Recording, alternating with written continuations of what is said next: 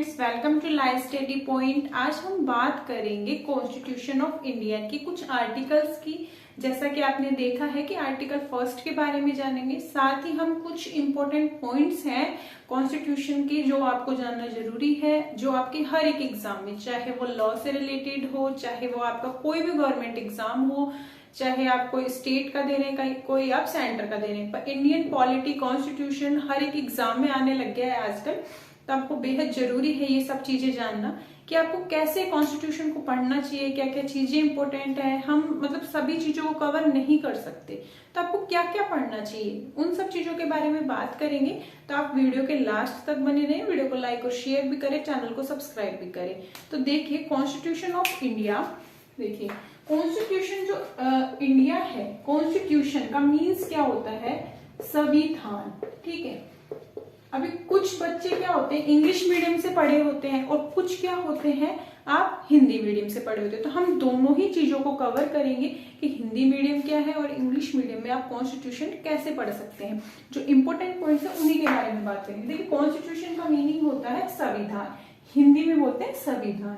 ठीक है, भारत का संविधान हम ये भी बोलते हैं इसको। ठीक है, अब कॉन्स्टिट्यूशन ऑफ इंडिया भी लिखते हैं इसको, कोई कॉन्स्टिट्यूशन भी बोलता है। अब साथ ही आप बोलेंगे इंडियन पॉलिटी कितनी अलग है इससे। अगर हम इसकी बात करें इंडियन पॉलिटी की, मींस आपका जो भारतीय राज्य व्यवस्था है उसके बारे में बात करें, वो सिमिलर ही चलती है। कुछ चीजें अलग हैं जो इंडियन पॉलिटी में है, वो जो आप बहुत डीपली चल जाते हैं। कॉन्स्टिट्यूशन में अगर आप देखिए तो डीप तो है, पर जो पॉलिटी है उससे थोड़ा हट के बात करते हैं। ठीक है, तो ये इंडियन पॉलिटी की हम बाद में बात करेंगे, पहले अभी हम पढ़ रहे हैं कॉन्स्टिट्यूशन ऑफ इंडिया। ठीक है, अब ये कुछ इंपॉर्टेंट पॉइंट्स हैं आपके सामने दे रखे हैं। देखिए पार्ट, आर्टिकल, टाइम, शेड्यूल और जो आपका स्तंभ है, मीन्स आप पिलर भी बोलते हैं आप, है कि हम किसी चीज का जो पिलर है, हर चीज किसी पिलर पे खड़ी होती है। आज हम खड़े हैं किस पे, हम अपने पांव पे खड़े हैं,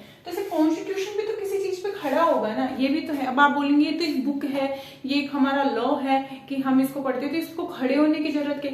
अरे जब कॉन्स्टिट्यूशन को अगर आप कहीं खड़ा ही नहीं है वो, तो आप पढ़ेंगे कैसे उसको। उसमें कौन सी चीजें ऐसी इंपॉर्टेंट है जो पूरे कॉन्स्टिट्यूशन को एक निर्माणबद्ध करती है। अगर हम बात करें उस चीज के बारे में, तो देखिए पहले हम पढ़ते हैं कॉन्स्टिट्यूशन के पार्ट। कॉन्स्टिट्यूशन के पार्ट पढ़ने से पहले हम ये जानेंगे कि कॉन्स्टिट्यूशन के पार्ट का मतलब क्या है।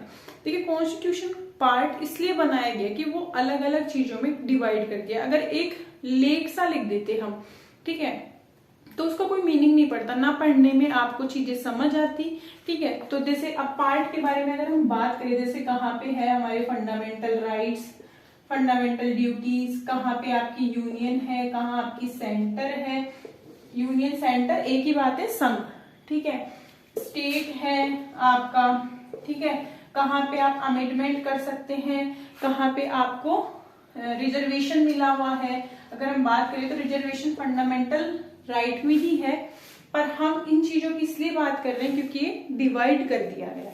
ठीक है, अब डिवाइड करने के बाद अगर आप देखें कि जो कॉन्स्टिट्यूशन के जो पार्ट है, वैसे तो 22 भाग है। ठीक है, पर अभी कुछ ऐसी है कि 25 भाग इसके बना दिए गए हैं। पर अगर आपके 22 भाग दे रखा है तो आपको 22 ही ठीक करना है। अगर 22 नहीं देखिए 25 दे रखा है तो 25 ठीक करना है। ठीक है, तो ये इसके पार्ट है। ठीक है, अब हम आज फर्स्ट पार्ट की बात करेंगे जिसका नाम है आपका यूनियन, इट्स टेरिटरी। ठीक है, उसके बारे में बात करेंगे। पहले हम जो कुछ पॉइंट्स लिखे हुए उस चीज को समझ रहे हैं। देखिए भी जैसे ये 22 और 25 का ये चल रहा है, तो देखिए जो आर्टिकल है आपके 395 आर्टिकल जाने जाते हैं। ठीक है, पर अभी क्या है 470 है, कुछ अमेंडमेंट हो गए हैं, उसके बाद 470 है। पर अगर हम देखें कि अगर आपसे सिर्फ 1 से 395 आर्टिकल के बारे में ही पूछा जाता है, ये 470 का कोई रोल नहीं है अभी फिलहाल में, जब होगा तब हम आपको बता देंगे। ठीक है, अब देखिए टाइम, टाइम क्या है, कॉन्स्टिट्यूशन को बनने में कुछ टाइम भी तो लगा होगा। कॉन्स्टिट्यूशन एक अपने आप में बहुत बड़ा संविधान है हमारा, हम पूरे मतलब उसी से ही क्या है पूरा रूल रेगुलेशन, पूरा लॉ जो है कंडक्ट है। तो इसको टाइम कितना लगा, 2 वर्ष 11 माह 18 दिन। ठीक है, तो ये बहुत इंपॉर्टेंट है आपका कि 2 साल लगे, 11 महीने और 18 दिन कॉन्स्टिट्यूशन को बनने, मतलब जो तैयार हुआ वो टाइम लगा। ठीक है, शेड्यूल कितनी है इसमें? 12 अनुसूची है आपकी, जो बहुत इंपॉर्टेंट है। हम अनुसूची के बारे में भी पूरा एक अपना वीडियो बनाएंगे जिससे आप पूरा समझ सकते हैं कि अनुसूची को आपको कैसे याद करना है, कौन कौन से अनुसूची हैं जो आपके बहुत इंपॉर्टेंट है एग्जाम को लेकर। ठीक है, अब हम बात करेंगे पिलर, मतलब स्तंभ कितने हैं कॉन्स्टिट्यूशन के। आपको पता है तो आप मुझे कमेंट में जरूर बताएं कि आपके हिसाब से कौन कौन से स्तंभ हैं। ठीक है, अब मैं बताती हूँ आपको। देखिए, पहला आपका होता है राष्ट्रपति, जो क्या है, भारत का प्रथम नागरिक के रूप में जाना जाता है राष्ट्रपति आपका। फिलहाल में कौन है आपकी राष्ट्रपति, ये आप मुझे कमेंट में जरूर बताएंगे। सेकंड है आपकी राज्यसभा और लोकसभा। ठीक है, ये राज्यसभा और लोकसभा किसमें आती है? आपकी संसद में। ठीक है, फिर आती है आपकी जो न्यायिक है, न्यायिक सेवा देते हैं आपको, जुडिशरी, जो सुप्रीम कोर्ट है आपका। ये सारी चीजें आपके 3 स्तंभ है, पर चौथा स्तंभ भी बनने को तैयार हो रहा है। वो कौन सा है? मीडिया। ठीक है, पर अभी ये ऑफिशियली नहीं हुआ है। 1901 में आपका जो एक आर्टिकल भी है, वाक स्वतंत्रता दी गई है, हमें वहां पे बोलने की फ्रीडम दी गई है कि आप कुछ भी बोले, पर कुछ एक्सेप्शन भी दिए गए हैं कि आप कुछ भी नहीं बोल सकते। बोल तो सकते हो पर आप कुछ भी नहीं बोल सकते, एक्सेप्शंस भी हैं उसके अंदर। वो भी आपको जब हम 19 आर्टिकल पे आएंगे तब बता देंगे, पर आपको हिंट बताएं यहाँ पे कि मीडिया कहाँ से रिलेट करेगी आपके, अगर मीडिया को जब ऑफिशियली कर दिया जाएगा तो आर्टिकल 91 पे। तो अभी आप ये भी ध्यान रखें, राष्ट्रपति, राज्यसभा, लोकसभा मीन्स संसद, और आपकी जो जुडिशरी है जिसकी आप प्रिपरेशन भी करते हैं जुडिशरी में जाने के लिए, उसके बारे में, वो भी आपका एक पिलर के रूप में जानी जाती है। सुप्रीम कोर्ट है आपका, हाई कोर्ट है। अगर न्यायिक सेवा व्यवस्था ही नहीं होगी तो समाज में संविधान का कोई महत्व नहीं रह जाता है। तो आपने ये सब चीजें समझी। अब बात करते हैं हम कि जो संविधान है ये 2 वर्ष 11 माह 18 दिन तो लगे, पर ये बन के तैयार कब हुआ? 26 नवंबर 1949 कि आज इस दिन बन के ये तैयार हो गया, जिसको हम संविधान दिवस के रूप में भी जानते हैं। साथ ही आपका जब ये जनवरी आई 26, जिसको आप रिपब्लिक डे के रूप में जानते हैं, उस दिन संविधान को पूरे देश पे लागू कर दिया 1950 में। तो ये संविधान के इंपॉर्टेंट पॉइंट्स है। अब हम आर्टिकल 1 की बात करेंगे। क्या ये आर्टिकल 8, मतलब आर्टिकल को हिंदी में क्या कहते हैं? अनुच्छेद कहते हैं। जो कॉन्स्टिट्यूशन पहली बार पढ़ रहे होंगे उनको सब चीजें समझ में आने जरूरी है। देखिए, संघ का नाम, संघ का नाम मीन्स यूनियन का जो नेम है वो क्या होगा, और उसका राज्य क्षेत्र मीन्स उसका क्षेत्र कितना होगा, मीन्स टेरिटरी। ठीक है, इट्स टेरिटरी।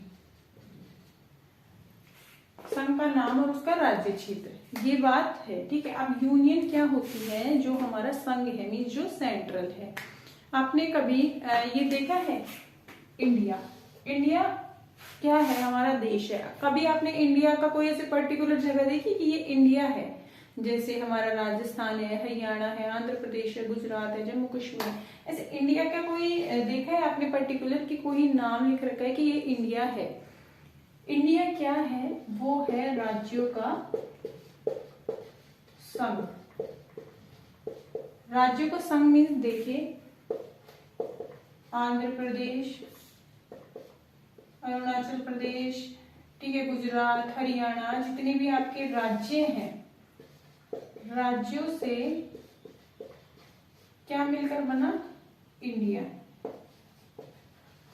ठीक है, इंडिया को पर्टिकुलर ऐसी कोई जगह नहीं दे रखी कि ये इंडिया है, आप ये इंडिया में जाइए। जैसे आप राजस्थान, हरियाणा, गुजरात में आ सकते हैं, ऐसे इंडिया में कहाँ जाओगे आप? इंडिया सब चीजों, ये सब जो राज्य हैं इनको मिला के ही इंडिया नाम बना। ठीक है, ऐसे कोई पर्टिकुलर जगह नहीं है इंडिया, राज्यों का क्या है? संघ है।